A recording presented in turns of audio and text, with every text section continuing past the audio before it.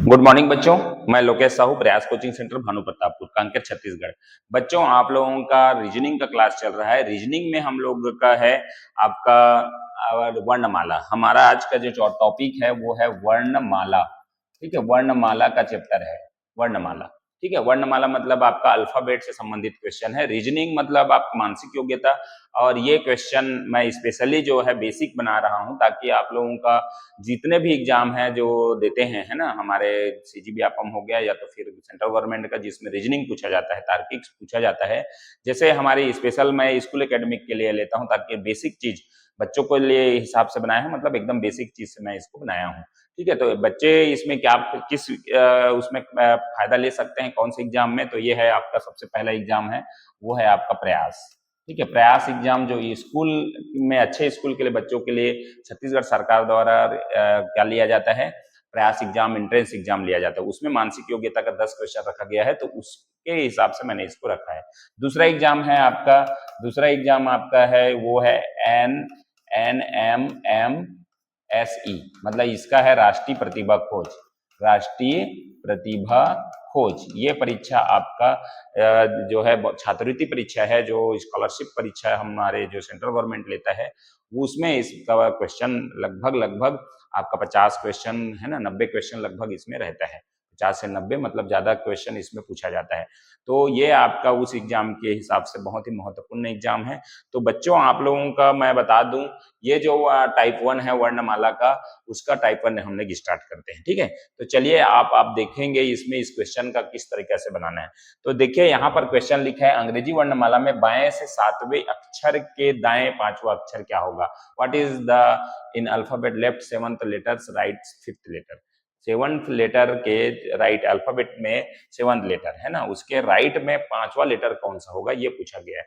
तो अंग्रेजी वर्णमाला हमको लिखना पड़ेगा, है ना। तो अंग्रेजी वर्णमाला हम लिखते हैं ABCDEFGHIJKLMNOPQRSTUVWXY और जेड। ये हो गया हम लोगों का अंग्रेजी वर्णमाला। अब देखिए, यहाँ पर अंग्रेजी वर्णमाला के अनुसार से आपका क्या पूछा है, अंग्रेजी वर्णमाला बाएं से। अब बाएं बोले तो इसको बोलते हैं बच्चों बाएं, है ना। बाएं मतलब होता है लेफ्ट। ठीक है, लेफ्ट से। और अगर दाहिने से बोलता ना, तो इधर से हम जेड से स्टार्ट करते, इसको बोलते हैं दाएं। ठीक है, दाएं से। ठीक है, दाएं से हम इधर से गिनते ऐसे आते तो दाएं कहलाता, मतलब राइट टू राइट। ठीक है, तो राइट से। अब क्या पूछा है यहाँ पर, आप ध्यान देंगे, ये पूछा है अंग्रेजी वर्णमाला में बाएं से 7वां। तो यहाँ से गिनती करेंगे 1 2 3 4 5 6 7। ये हो गया हमारा क्या हो गया, बाएं से 7th लेटर, बाएं से 7वें अक्षर के दाएं। तो दाएं मतलब इधर ही जाएंगे हम लोग, 1 2 3 4 5। तो ये हो गया आपका बाएं से 7वें अक्षर के दाएं 5वां अक्षर कौन सा होगा, तो आपका L is the correct answer. L आपका क्या होगा, करेक्ट आंसर होगा एल। ठीक है, तो इस तरीके से आपका पहला क्वेश्चन अल्फाबेट पर एकदम बेसिक क्वेश्चन आपको पूछा जाएगा। ठीक है, नेक्स्ट में आपका दूसरा नंबर क्वेश्चन आप देख पा रहे हैं, अंग्रेजी वर्णमाला में दाएं से 7वें अक्षर। इस बार क्या क्या पूछ दिया है, दाएं से पूछ दिया है। तो हमारा लेटर जो है वो इस तरीके, दाएं से 5वें अक्षर के दाएं, फिर से वहीं से दाएं जाना है ना। तो दाएं से 5वें अक्षर के 7वें अक्षर के दाएं 5वां अक्षर। तो आपको अल्फाबेट फिर से लिखना पड़ेगा। अल्फाबेट आपका है तो ABCDEFGHIJKLMNOPQRSTUVWXY और जेड। ये हो गया। अब मैंने बताया था पहला टाइप में कि इधर को बोलते हैं लेफ्ट से, लेफ्ट मतलब बाएं से, और इधर बोलते हैं राइट। राइट है ना, राइट है, ये राइट है दाएं से। ठीक है, इधर से हम गिनती करेंगे दाएं से। अभी जो क्वेश्चन पूछा गया है वो क्वेश्चन यही पूछा गया है, दाएं से 7वें अक्षर।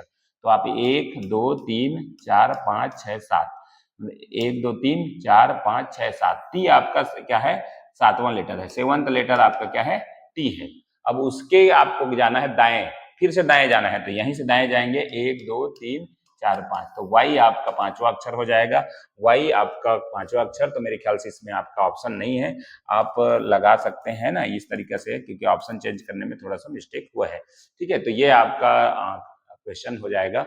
दाएं से बोला है, दाएं से सातवें अक्षर के दाएं पांचवा अक्षर, दाएं से आए थे फिर दाएं वापस उसी से जाना है। ठीक है, तो ये हो गया आपका सेकंड नंबर क्वेश्चन।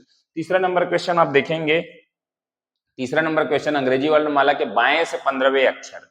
ठीक है, अंग्रेजी वर्णमाला में आपको क्या करना है, बाएं से 15वें अक्षर के बाएं चौथा अक्षर कौन सा होगा, के बाएं चौथा अक्षर है ना। तो हमको फिर से अल्फाबेट हम बार बार लिख सकते हैं, क्योंकि ना इसमें ये जो है बेसिक चीज है, हम इसको बार बार लिख के समझ सकते हैं।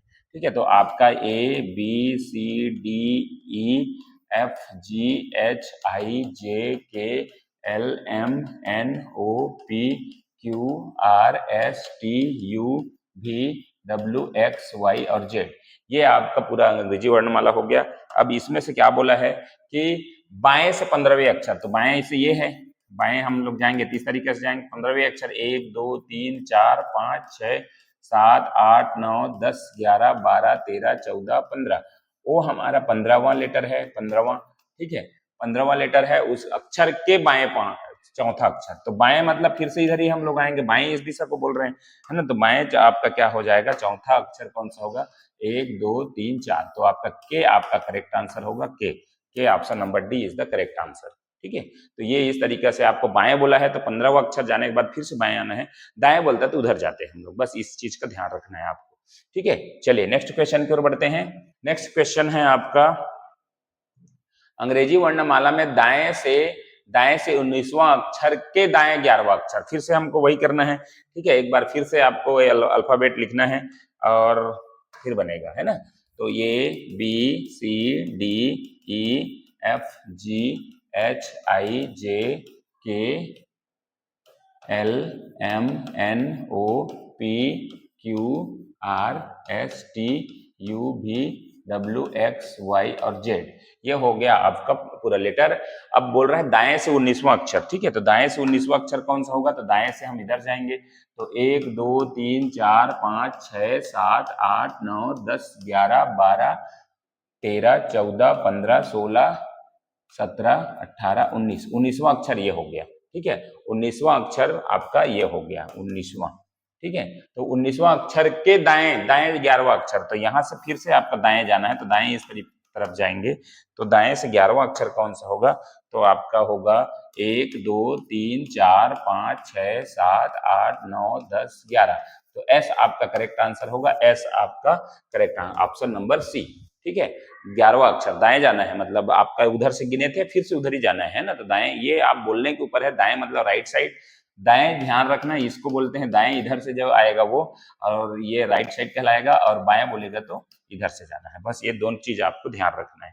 ठीक है, चलिए नेक्स्ट क्वेश्चन है आपका, नेक्स्ट क्वेश्चन 5वां नंबर क्वेश्चन है। 5वां नंबर क्वेश्चन अंग्रेजी वर्णमाला में जे के दाएं 7वां अक्षर क्या होगा, जे के दाएं। ठीक है, अंग्रेजी वर्णमाला में जे के दाएं 7वां अक्षर, तो जे क्या है आपको देखेंगे, जे का है ना, तो जे, तो आप एक बार फिर से अपना लिख लीजिए, A B C D E F G H I J. ठीक है, J K L M N O P Q R S T U V W X Y और जेड, ये हो गया आपका पूरा आपका अल्फाबेट। ठीक है, जे के दाएं 7वां अक्षर, जे है ये है आपका जे। ठीक है, दाएं 7वां अक्षर मतलब आगे जाना है, तो 1 2 3 4 5 6 7, तो क्यू आपका करेक्ट आंसर होगा, Q, Q option number B. ठीक है, क्यू आपका जैसे बोला है दाएं, जे के दाएं बोला है, मतलब यहां से दाएं, इसी चीज को समझना है, इधर जाना है तो दाएं होगा, इधर जाना है तो बाएं होगा। ठीक है, ये आपको समझना है, तो इससे आपका इजी से आपका बन जाएगा। ठीक है, अब देखते हैं लास्ट क्वेश्चन है ये, लास्ट क्वेश्चन आप देखेंगे 6वां नंबर, अंग्रेजी वर्णमाला में ओ के बाएं चौथा अक्षर क्या होगा, ओ के बाएं। अब देखिए हमको ओ तक जाना है, उसके बाद बाएं चौथा आना है पीछे। ठीक है, ओ के बाएं चौथा अक्षर, तो फिर से लिख लीजिए, A B C D E F G H I J K L M N O P, यहां तक लिख ली, आगे लिखने की जरूरत नहीं है, क्योंकि क्वेश्चन जो बोला है ना बाएं से चौथा अक्षर बोला है ना, तो हम इधर आगे भी लिख सकते हैं। अब देखिए यहाँ पर क्या बोला है ये कि अंग्रेजी वर्णमाला में ओ के बाएं चौथा अक्षर क्या होगा, ओ के बाएं। ठीक है, तो वो जो देखिए आपका ये है, वो इसीलिए मैंने यहाँ पर रोक दिया। ओ के बाएं अगर जाना है तो इस तरफ जाएंगे, बाएं जाना है ना, तो ओ के बाएं चौथा अक्षर क्या होगा, तो बाएं के चौथा मतलब 1 2 3 4, तो आपका के आपका करेक्ट आंसर होगा। ऑप्शन नंबर डी के आपका करेक्ट आंसर। तो ठीक है बच्चों, यहाँ तक हमने एक टाइप को किया है। अभी अगला टाइप के लिए हम लोग अभी शुरुआत है, इसलिए थोड़ा सा धीरे मैं लेके चल रहा हूँ। 10 मिनट 12 मिनट 15 मिनट तक का मैं वीडियो आपके पास रखूंगा। इससे क्या होगा कि आप थोड़े जल्दी से देख पाएंगे और बोर भी नहीं लगेगा, है ना। तो एक टाइप को मैंने रखा है, अगले वीडियो में हम लोग 2 टाइप कम से कम करेंगे। तो आप ध्यान रखिएगा कि हमारे जो रीजनिंग है ना वो बेसिक है। स्कूल के जो एग्जाम होता है ना, खास करके मैंने जो एग्जाम को ध्यान में रखते हुए बनाया गया है, 2 ही एग्जाम को मैंने बनाया है। ये है आपका प्रयास एग्जाम, ठीक है। प्रयास एग्जाम जो आपका स्कूल में नए अच्छे स्कूल में प्रवेश के लिए छत्तीसगढ़ सरकार द्वारा और एक परीक्षा आयोजन किया जाता है जो प्रयास एंट्रेंस एग्जाम के नाम से होता है ना। तो उसके लिए हिसाब से मैंने इसको बनाया है, क्योंकि 10 क्वेश्चन उसमें अभी सिलेबस में रखा गया है। दूसरा एग्जाम जो होता है वो राष्ट्रीय प्रतिभा खोज होता है, राष्ट्रीय प्रतिभा खोज। अब ये परीक्षा में